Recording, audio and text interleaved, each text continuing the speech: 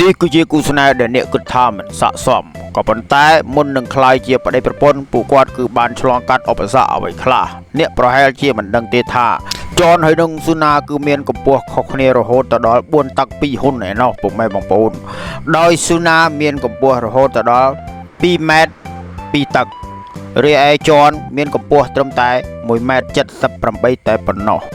ពួកគាត់បានជួបគ្នានៅកន្លែងធ្វើការរីឯចនក៏បានចាប់ចិត្តទៅលើស៊ូណារីឯស៊ូណាវិញក៏ចាប់ចិត្តទៅលើចនវិញដែរក៏ប៉ុន្តែអ្វីដែលមិនដូចក្តីប្រាថ្នារបស់អ្នកទាំងពីរនោះគឺគ្រួសាររបស់ពួកគាត់មិនចង់ឲ្យអ្នកទាំងពីររៀបការជាមួយនឹងគ្នានោះទេដោយសារមូលហេតុគឺមិនស័ក្តិសមព្រោះអីខុសកម្ពស់គ្នាឆ្ងាយសម្បំណាចំណែកឯគ្រួសាររបស់ចនវិញគាត់បានសើចចំអកលក់លើយគេហៅថាអាកន្ទឿទៅស្រឡាញ់ស្រីខ្ពស់ឪពុកម្ដាយរបស់ចនក៏បានគម្រាមចនថាបើសិនជាឯងរៀបការជាមួយនឹងស៊ូណាគាត់នឹងមិនទៅអង្គុយក្បាលកន្ទេលឲ្យជាដាច់ខាតចំណែកឯប៉ាម៉ាក់របស់ស៊ូណាក៏ដូច្នោះដែរគាត់គឺមិនចង់ឲ្យស៊ូណារៀបការជាមួយនឹងចននោះទេដោយសារតែស៊ូណាមានកម្ពស់ខុសប្រក្រតីហើយអ្វីដែលគួរឲ្យគាត់សម្គាល់នោះគឺផ្ទះរបស់ស៊ូណាមានទ្វារកម្ពស់រហូតដល់2ម៉ែត្រ2តឹកកន្លះឯណោះពុកម៉ែបងប្អូនដោយជាមូលហេតុនេះហើយទើបម្ដាយរបស់ស៊ូណាគឺមិនចង់ឲ្យស៊ូណារៀបការជាមួយនឹងចននោះទេ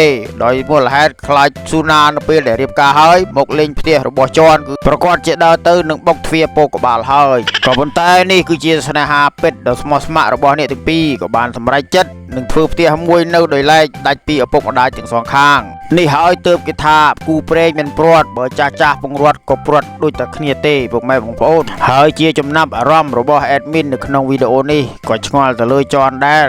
ថានៅពេលដែលប្រតិបត្តិការតើធ្វើយ៉ាងរបៀបដូចម្ដេចព្រោះអីប្រពន្ធខ្ពស់ម្លឹងសូមពុកម៉ែបងប្អូនកុំភ្លេចចុច like subscribe និង follow ម្នាក់មួយដើម្បីជាកម្លាំងចិត្ត admin នឹងរកនៅវីដេអូប្លែកៗមកចែកជូនពុកម៉ែបងប្អូនទាំងអស់គ្នា